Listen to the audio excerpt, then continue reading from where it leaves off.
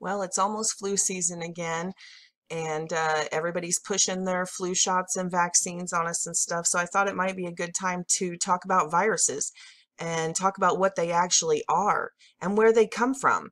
So viruses, they are transplanting DNA into our human genome. They are genetically engineering us. Every time we come in contact with a virus, that's what it does.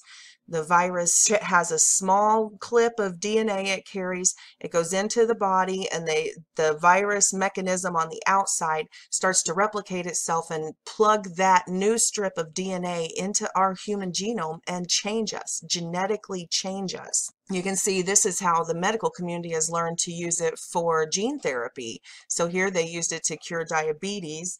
And here we go. To get the genes into the pancreas, Chan's team used a hollowed out virus. This gutless adenovirus, as they call it, doesn't have any disease causing genes of its own. The researchers blah, blah, blah.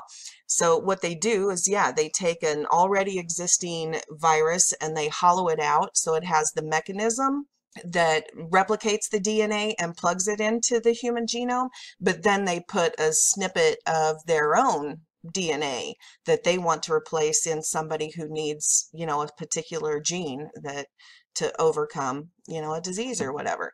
So that's gene therapy. They use viruses. But, let's think, if humans already at this point in world history are creating viruses with snippets of DNA they want to put in us, how do we know? How do we know where all these viruses have come from all these years? We're just told, oh, they're just out there. It's just stuff that's in the world, like it's natural. And just think about it. Think about some of the odd stories from history, like the bubonic plague, the Black Death. There's a story, John Keel and Linda Moulton Howe have done extensive research on the Men in Black phenomenon, and to see that way back in history in the 14th century, in the 1300s, that there were appearances of these men in black. Nowadays we see them if people have anything strange, UFO sightings, cryptid sightings, things like that. These mysterious men in black. Nobody knows what agency they're with, and sometimes they act really super strange, like they don't, like they're not even from our timeline. They act really bizarre. They're not just military agents or something, although some of them are. There's that too. But anyway, my point is that what are the odds that back before the Black Plague broke out, that wiped out so much of Europe, that there were these the people, it's recorded in the historical documents from the time, that these mysterious men in black, men dressed all in black, showed up in the area. Okay, here's just one little description. Who describes accounts from that time of black cloaked figures with long, like reaper type instruments, walking through towns or being seen on the outskirts of villages, apparently spraying biological agents from these things they were carrying.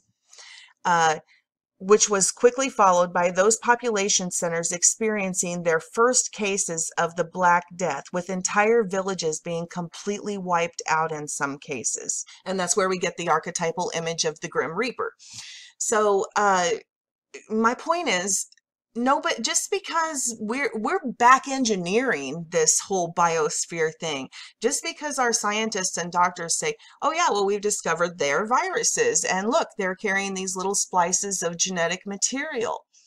Well, who's to say? This is in the 1300s. People talk about these mystery societies, and we talk about these Nephilim races, the advanced races, what now we call the alien races, that are part celestial being, and they have all this technology that we don't have. Who's to say that these viruses, that we've been that have been changing our DNA over all this time, who's to say that they came about naturally? Who's to say that we aren't being genetically engineered by somebody, by some group, some shadow group?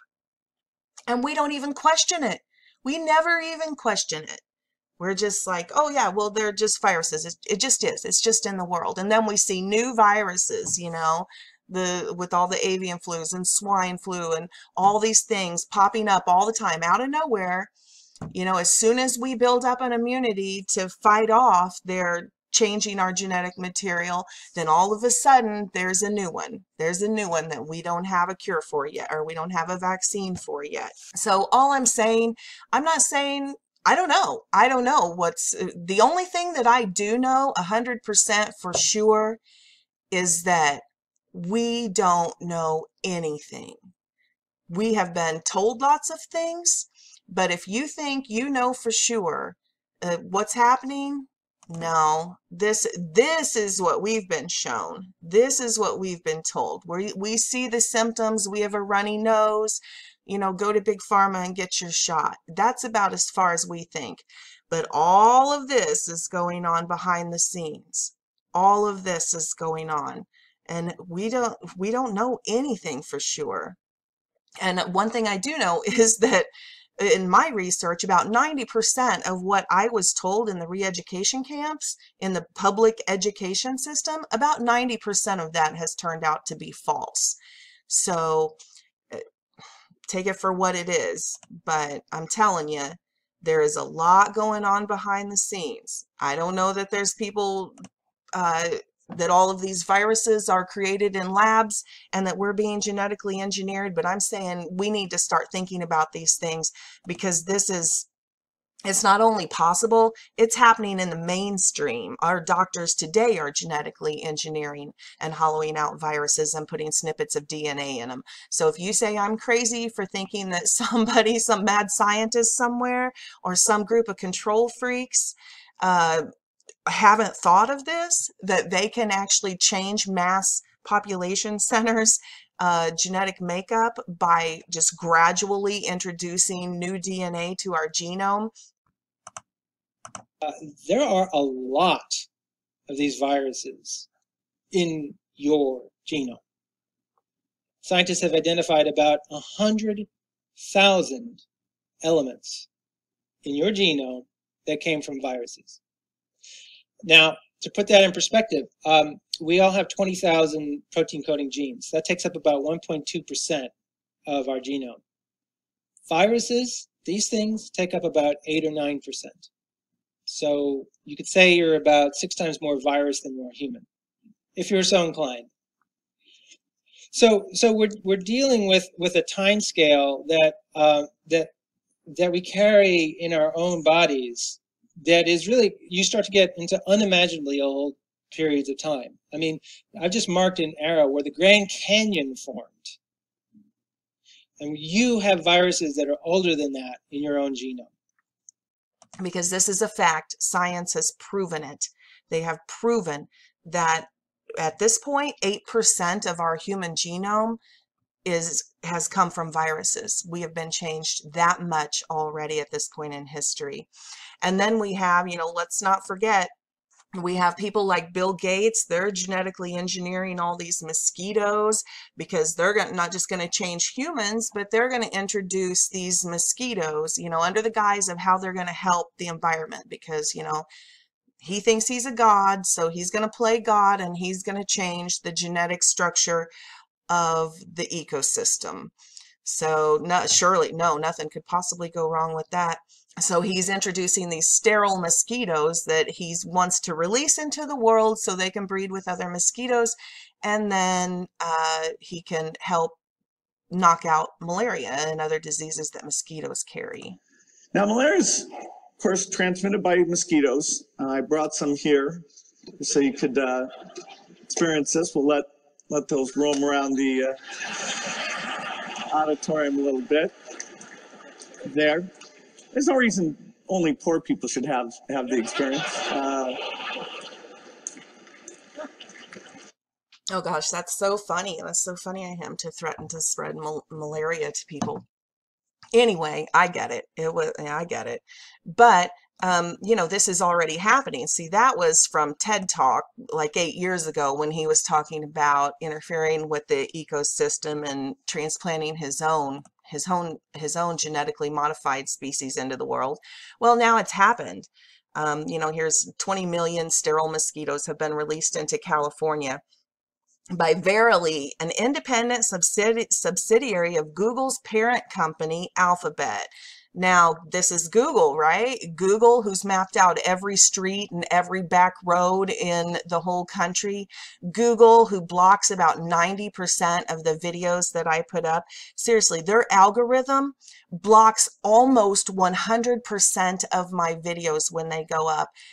They're not suitable for advertising. It's all of this, the keywords and stuff that we talk about are all blacklisted. You can put up anything. Oh, it's a music video. Oh, fun. Let's have some entertainment and some mindless, drone, do the society, the materialistic, whatever, pop culture. You can put that stuff up all day long, and sadly it gets like millions of views. But if you want to talk about something substantial, like science and concerns about things like this, like what could possibly go wrong if you release tens of millions of mosquitoes infected. Look at this, they're infected with a bacteria. This is how this works. They infect these mosquitoes with a bacteria, and then they release them into the wild so that that bacteria can infect the females and, make their eggs sterile. And you know what? Check out, they're doing the same thing with Monsanto, with the foods, with the crops, so they can sell more seeds every year instead of heirloom, like in nature. Our vegetables, our corn and everything produces its own seeds. So at every crop, you can harvest your own seeds and use them for the next year. But Monsanto can't make any money if people are growing their own seeds. So they genetically modified their seeds, some of their seeds, so that when the crop is it will produce a crop that you can eat, or use for livestock or whatever, but those seeds won't grow. They're sterile in the second generation. And we've already seen, because of the cross-pollination, that when they put these test fields up next to like regular fields of corn, that there's cross-pollination, and then the other food sources are becoming sterile and can't reproduce. Oh my goodness, people. So all of this genetic modification it spreads. And look at the fertility rates. They have consistently dropped over the last decade. And just check it out, Google it, look. So anyway, this isn't about the genetic modification of mosquitoes or corn. This is about the genetic modification of human beings.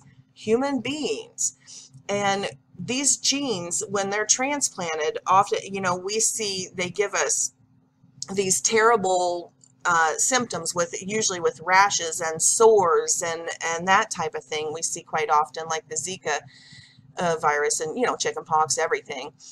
But what I want to link this into is this genetic change that we're talking about with the mark of the beast. If you've watched any of my RFID videos and stuff, and LA Marzulli and everybody's breaking this, is that this mark of the beast, this thing that they're going to inject in us, will actually change our DNA. And that's why the Bible says once you get this, you won't be able to be saved. It will change your brain waves. It will change your genetic makeup. And, don't do it. But this is interesting that it says further on in the verses that the people who take the mark of the beast will also, it's not just an RFID chip or something used to buy and sell, but it also causes these loathsome sores. What does that sound like? Well, we're talking about this DNA and DNA implantation and what we see in viruses. So here's the Bible verse. And a loathsome malignant sores broke out on those who had the mark of the beast and worshipped his image.